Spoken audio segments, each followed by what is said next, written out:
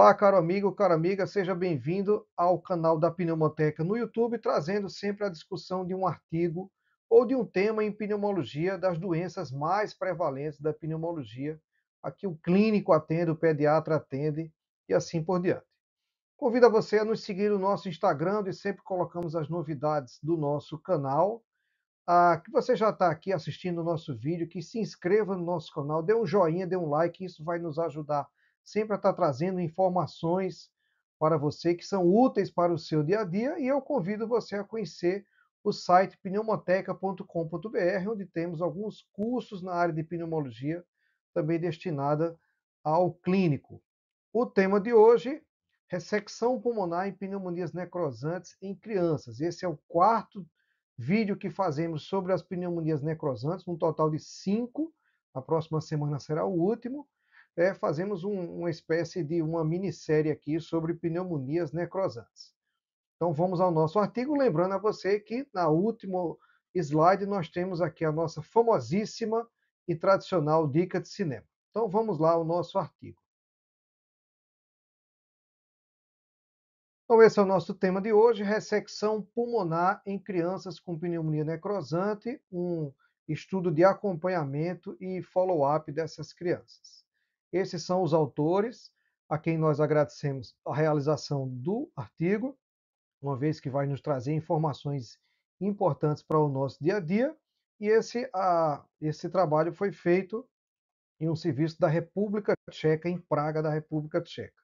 Foi publicado no Jornal Europeu de Cirurgia Pediátrica em 2021. Aqui está a capa do jornal. Na introdução do artigo, os autores relatam que a incidência de pneumonias necrosantes vem aumentando nos últimos anos, quer dizer, não é só aqui no Brasil, outros locais do mundo têm a mesma situação, e que o Staphylo aureus e o Strep pneumonia ainda são os agentes mais frequentes lá, e como nós aqui também nós temos essa mesma situação. Agora, isso em crianças. Em adultos, nós vimos nos artigos anteriores, convido a você a ver os vídeos anteriores, os dois últimos nós falamos sobre pneumonias necrosantes em adultos, que a etiologia ela é um pouco diferente. Né? A ressecção pulmonar ela é tratada como último recurso no tratamento desses pacientes, e que ela é realizada quando não existe resposta aos tratamentos anteriores realizados, tratamento clínico com antibióticos, com drenagem pleural e assim por diante. Nos casos onde existe persistência de febre, falência respiratória, sepsemia, então aí pode ser uma indicação do uso de ressecção pulmonar no tratamento dessas crianças. Porém, o momento correto de utilizar a cirurgia, ele ainda é indefinido. Por isso que a gente trouxe esses artigos para que a gente possa esclarecer um pouco mais, dar uma luz um pouco mais sobre esse tema, pneumonias necrosantes. Os objetivos dos autores foram revisar a incidência, o manejo e o desfecho da pneumonia necrosante pediátrica que requer tratamento cirúrgico. Então, ele pegou aqueles pacientes que necessitaram de fazer ressecção pulmonar e verificar se essa conduta tem desenvolvimento favorável dos pacientes. A hipótese é que a função pulmonar em crianças após a ressecção pulmonar esteja dentro do normal ou então da norma populacional. Então, ele vai acompanhar esses pacientes um tempo depois e ver se houve, como ficou a função pulmonar desses pacientes em um tempo depois que eles tiveram resolução do processo infeccioso. É um estudo bem interessante e um estudo, a gente não tem estudos iguais a esse aqui na literatura. Na metodologia do estudo, verificou-se que esse foi um estudo retrospectivo e ele foi também prospectivo no follow-up da realização da espirometria da prova de função pulmonar nesses pacientes. São pacientes que tiveram pneumonia necrosante e depois eles fizeram um follow-up com espirometria para avaliar a função pulmonar. Foi feito no centro de referência terciário, na cidade de Praga, na República Tcheca, como foi dito, né, em pacientes que fizeram ressecção pulmonar ou lobar. Foram pacientes que foram internados entre 2010 e 2019, e a espirometria foi realizada 12 meses após realização da cirurgia. Quer dizer, houve um tempo para o paciente se recuperar do processo cirúrgico ao qual ele foi submetido. E esse estudo foi aprovado pelo Comitê de Ética lá do serviço onde foi realizado.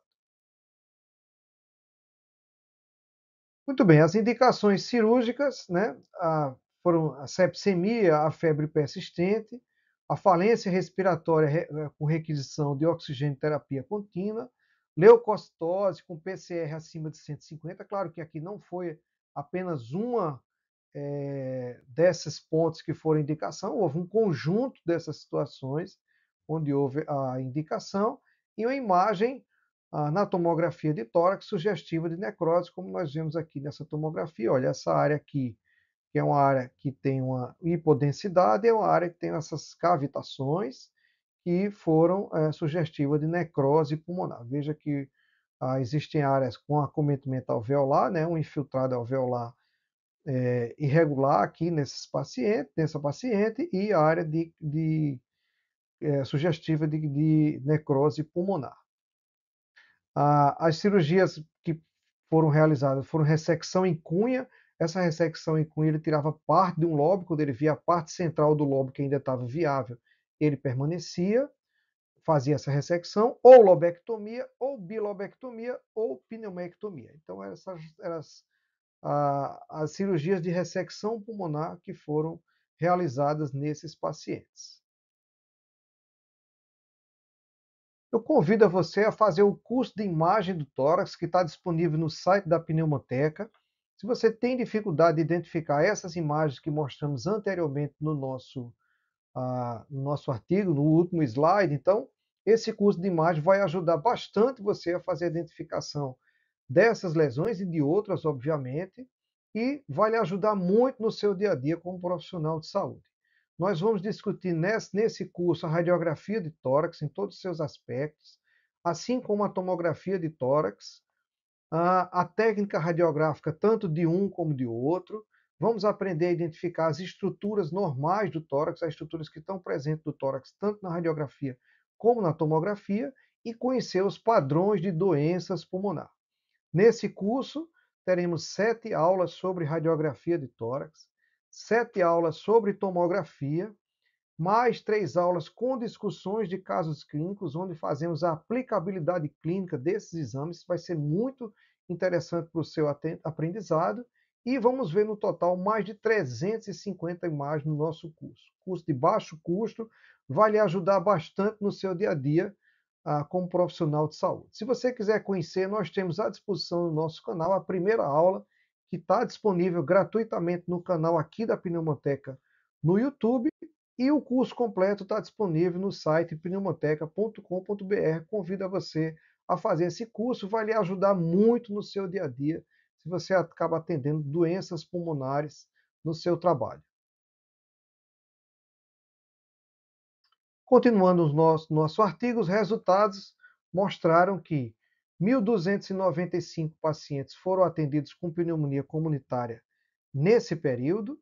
Desses aí, 81%, 81 pacientes e 6,2% necessitaram de procedimentos cirúrgicos, e 2,8 ou 36 pacientes no total, que é o N do nosso artigo, ele foi submetido à ressecção pulmonar.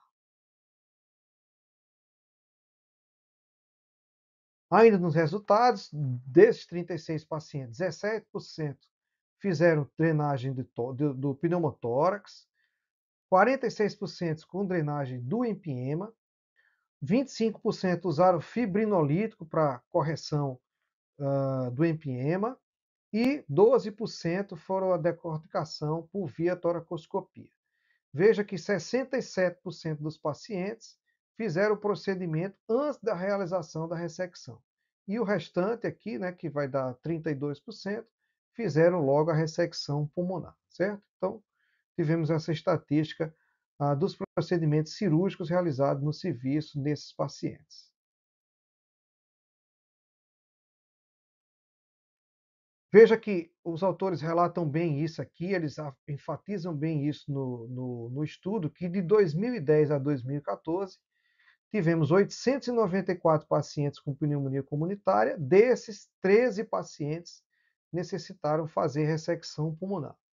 No período de 2015 a 2019, nós tivemos 401 pacientes com pneumonia comunitária e 23 com ressecção pulmonar. Quer dizer, nós tivemos uma queda do número de pacientes com pneumonias comunitárias, mas um aumento de pacientes com pneumonias necrosantes e que necessitaram de ressecção pulmonar. Quer dizer, pacientes com pneumonia muito mais grave. Isso nós vamos discutir um pouco na parte da discussão. Comparativamente, tivemos 77% do aumento nesses dois períodos em necessidade de ressecção pulmonar e tivemos 55% de redução da incidência das pneumonias como um todo, as pneumonias adquiridas na comunidade, que são até as pneumonias mais simples.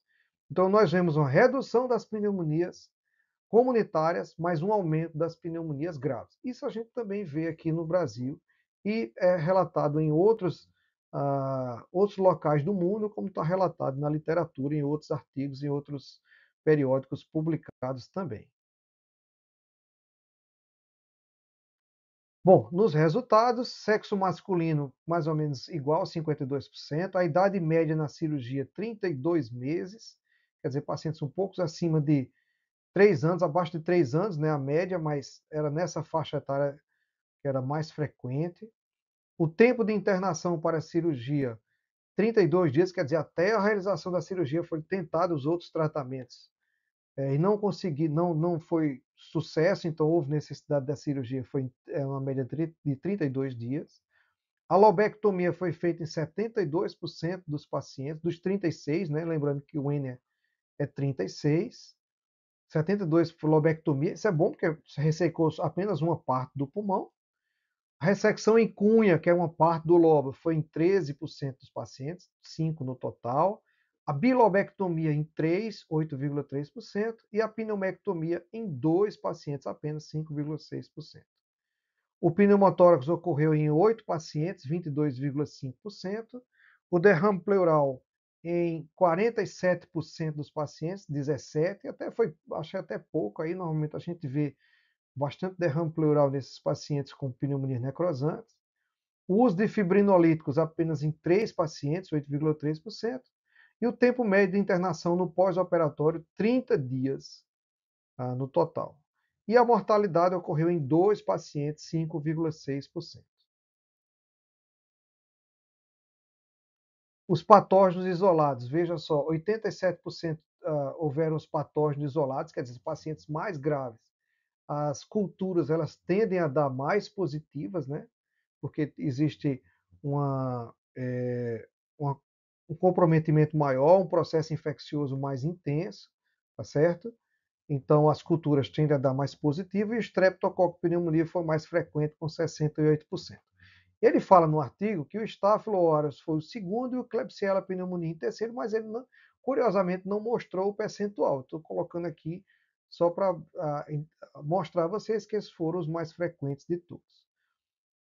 Dos pneumococos, 83% necessitaram de ressecção pulmonar. Então, foi a causa mais frequente, tanto no total e também muito mais frequente com relação à ressecção pulmonar. E, curiosamente, veja só, 53% haviam sido vacinados por pneumococos. Mesmo assim, tiveram pneumonia necrosante. Isso a gente vai discutir um pouco mais na discussão do artigo. Essa tabela mostra os resultados espirométricos que foram feitos um ano após a cirurgia dos nossos pacientes. Então, vamos analisar aqui os dados. Ele dividiu em 3 grupos. Os que fizeram ressecção pulmonar, os que fizeram drenagem torácica e os que fizeram decorticação.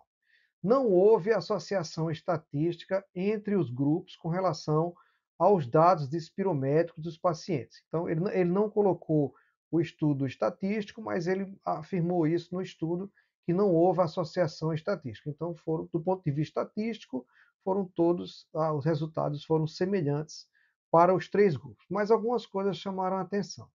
Veja aqui o CVF, que é a capacidade vital forçada, né? Aquele todo o ar que o paciente expira de uma expiração forçada na prova de espirometria. Ele mostrou aqui, ó, abaixo dos pacientes que fizeram ressecção, do que nos outros dois, lembrando que não houve associação estatística, mas era o esperado aqui que houvesse uma capacidade vital forçada menor, porque ele perdeu uma parte do pulmão. Com relação ao VF1, também sem estatisticamente falando, não houve associação, mas a gente verificou aqui, olha, o VF1 menor do que nas outras procedimentos cirúrgicos, o pessoal que fez a ressecção, as crianças que fizeram a ressecção, foi um valor menor, ainda que não estatisticamente significativo. O FEF 2575, que é o fluxo de ar das pequenas vias aéreas, não mostrou também alteração estatística entre os grupos.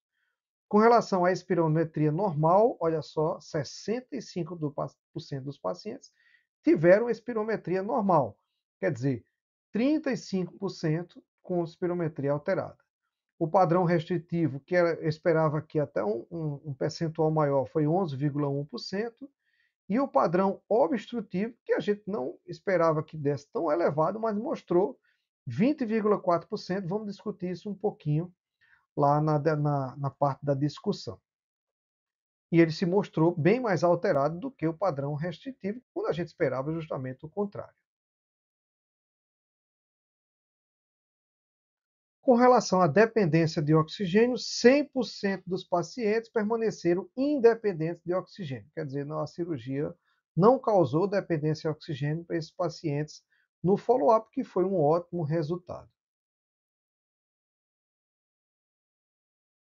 Na discussão, vamos lá, os autores relatam que a cirurgia por ressecção é uma opção razoável para pneumonias necrosantes em crianças, quando todas as opções conservativas foram tentadas, né? Então, a retirada de parte do pulmão teve uma boa resposta para esses pacientes. Ele relata que o número de ressecções aumentou nos últimos anos, e isso também foi relatado em outros artigos por outros autores na literatura médica. No estudo atual, 77% de aumento nos últimos 5 anos, isso foi uma coisa significativa. Ele relata que em 2010 iniciou o processo de vacinação contra pneumococos lá na República Tcheca, mais ou menos como aqui no Brasil, né? E que ele questiona se essa mudança do comportamento das pneumonias ocorre pela seletividade das cepas dos pneumococos. Isso é uma situação que nós sempre estamos discutindo aqui no Brasil, da seletividade das cepas dos pneumococos. Quer dizer, aquelas cepas que causavam as pneumonias mais simples foram substituídas por cepas mais agressivas. Ele relata que essa avaliação ele não pode fazer no estudo dele, a avaliação dele é limitada, porque ele não fez a sorotipagem dos pneumococos no estudo dele, então ele não pode afirmar isso daí. Ele apenas questiona essa situação, como realmente todos nós temos questionado essa situação de seletividade das cepas de pneumococos nas pneumonias comunitárias. Ainda na discussão, ele relata que foi feita instilação de sangue em alguns pacientes com pneumotórax, quer dizer, ele conseguiu, através dessa técnica, instilação de sangue na cavidade pleural do próprio paciente, sangue do próprio paciente, resolver a fístula broncopleural. Isso é uma técnica bem interessante e ele disse que funcionou no serviço dele. Mas isso é um adendo, não foi um objetivo do estudo, né? Bom, ele relata que 2/3 dos pacientes apresentaram espirometria normal e que apenas 11% havia um padrão restritivo. Isso é interessante porque houve uma ressecção de parte do pulmão e, obviamente, isso aí deve dar um número maior de padrão restritivo nessas crianças. Mas as crianças têm uma capacidade de fazer a compensação. O pulmão que ficou faz a compensação parcial, obviamente, daquele pulmão que foi retirado. A gente sabe que o pulmão ele cresce em tamanho, né, número de alvéolos até mais ou menos 8 anos de idade. Então, existe esse padrão compensatório. E você lembra que a idade média que foi feita a ressecção pulmonar desses pacientes foi ali perto dos 3 anos de idade. Quer dizer, ele tem muitos anos ainda, apesar dele, esse exame foi feito 1 ano depois apenas. Talvez até se a gente fizesse repetisse essa espirometria com 4, 5 anos depois, em pacientes um pouquinho maiores, esse padrão restritivo até diminuiria. Mas ele fala aqui que houve um dado curioso que ele não esperava, que foi 20% de padrão obstrutivo para esses pacientes, que é um valor mais elevado do que os estudos de população da população geral, quando se tem uma obstrução, um padrão obstrutivo de 8 a 13%. Então, de alguma maneira, essas pneumonias aumentaram esse percentual do padrão obstrutivo. E ele fala um pouquinho sobre isso, né, que a injúria da infecção causa inflamação e que até que ponto essa inflamação causava lesão de pequenas vias aéreas nesses pacientes e que causavam, poderia ser causa desse padrão obstrutivo. A gente sabe que a asma é uma doença inflamatória. Então, será que esses pacientes podem desenvolver asma a partir dessa situação, dessa injúria, dessa inflamação desses pacientes? Isso é uma situação questionável, não há comprovação na literatura, ninguém até hoje tinha falado, pelo menos eu não tinha lido nada a respeito do desenvolvimento de asma nesses pacientes com pneumonias necrosantes. Quem sabe estudos futuros vão mostrar essa situação. Bom, nas conclusões, os autores relatam que o número de pacientes com pneumonia necrosante necessitando ressecção aumentou significativamente nos últimos 3 anos, e isso foi estatisticamente mostrado, né, com um P menor do que 0,05. O tratamento cirúrgico agressivo resultou em melhora clínica significativa na maioria dos casos, no caso aqui em crianças, que o acompanhamento de longo prazo mostrou uma espirometria normal em 65% dos pacientes. Isso foi um dado bom, né? Porque houve ressecção pulmonar, foi retirado parte de pulmão, mesmo assim 65% mostrou uma espirometria normal, e que a intervenção por ressecção é uma opção de tratamento razoável na maioria dos casos em crianças de pneumonia necrosantes, com resposta inadequada a outros tratamentos.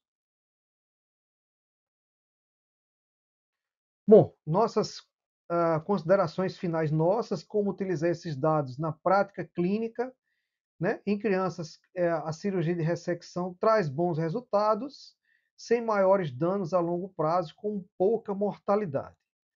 E que esses pacientes devem ser seguidos com avaliação de espirometria no follow-up, em torno de 1 ano depois, e se possível continuar fazendo algumas espirometrias. Espirometria é um exame que não vai trazer nenhum problema para o paciente, então você pode continuar fazendo espirometria se essa espirometria der alterada algum tempo depois. E que deve se restringir realmente a ressecção pulmonar a casos não responsivos com os outros tratamentos clínicos. Chegamos ao fim, vamos à nossa dica de cinema tradicional aqui no nosso canal. Muito bem, a nossa dica de cinema hoje vai para Os Doze Macacos, que é um filme de 1996, dirigido por um americano chamado Terry Gilliam, que eu achei que era britânico, porque ele fez parte de um grupo inglês chamado Monty Python, que fazia filmes de comédia na década de 70, 80. E é um diretor que faz uns filmes um pouco diferentes. Esse é um também deles, mas talvez ele seja o melhor filme que ele fez. É um filme de ficção científica que conta a história que a humanidade foi dizimada por um vírus, como já tem outros outros filmes mostrando essa mesma situação. E as pessoas que, vejam aqui a humanidade, as ruas vazias, né? E os humanos que sobreviveram agora têm que viver no subterrâneo, porque se entrarem em contato com o vírus na superfície, né, claro que vão morrer. E esses humanos conseguem enviar algumas pessoas para o passado para tentar entender o que foi que aconteceu e coletar a amostra dos vírus para tentar criar uma vacina ou um antídoto para esse vírus e assim por diante. E um desses, aqui é uma cena no subterrâneo, dessas pessoas que eles enviam e volta e tal, não sei o que, é o Bruce Willis, que é um personagem que ele que faz essas viagens ao passado. Só que essas viagens não são coisas simples. Isso aí incrementa, eles influenciam no mental dessas pessoas. Não é uma coisa simples de acontecer. E muitas vezes eles erram o ano que enviam e acaba que fica nessa ida e volta e o filme vai se desenrolando. Essa é uma personagem de Madeleine Stowe que convive com ele e você vai acompanhando o que vai acontecendo durante o filme, as descobertas que são feitas a cada vez que ele vai e que ele volta do futuro e volta para o presente, no caso, né? Quer dizer, do passado para o presente. O nome Os 12 Macacos vem de uma organização que os cientistas acham que é, que tá, é a culpada, é que é envolvida no desenvolvimento do vírus. E quem faz parte dessa organização é o personagem do Brad Pitt. Ele é meio louco do filme, faz muito boa essa atuação dele, ele realmente tem uma loucura que faz parte aí desse processo dos 12 macacos. Aqui é uma cena que ele está no manicômio, né, numa das vezes que Bruce Willis vai e volta do passado para o futuro. E vejam aqui mais uma vez ele na Terra, né? Tá com essa roupa de proteção, parece que era a época do Covid aqui, tudo. Mas ele está nessa época de proteção e as ruas vazias, tudo abandonado. Então vai seguindo o filme aí para você tentar descobrir. O filme realmente ele é cheio de surpresas. Aqui está o Christopher Plummer, que é um ator muito famoso, morreu há pouco tempo. Ele fez A Noviça Rebelde, né, lá atrás, há muito tempo atrás. Mas o filme é cheio de surpresas, o roteiro é muito bom e ele vai lhe prendendo até o final, né? Quando ele só se completa, ele só revela toda a história realmente no final, quando você vai querer assistir o filme de novo para entender o que aconteceu. O filme ainda teve 2 indicações ao Oscar, inclusive o ator coadjuvante para Brad Pitt, que não ganhou, mas enfim, o Oscar, né? Muito bem, então esse é mais um filmaço aqui do nossa dica de cinema, aonde ver esse filme no Amazon Prime e no Apple TV. Chegamos ao final de mais um. Lembre aí de dar o seu like no nosso vídeo, não esqueça de fazer isso. Nos ajude e na semana que vem o último capítulo da nossa série Pneumonias Necrosantes. Até lá.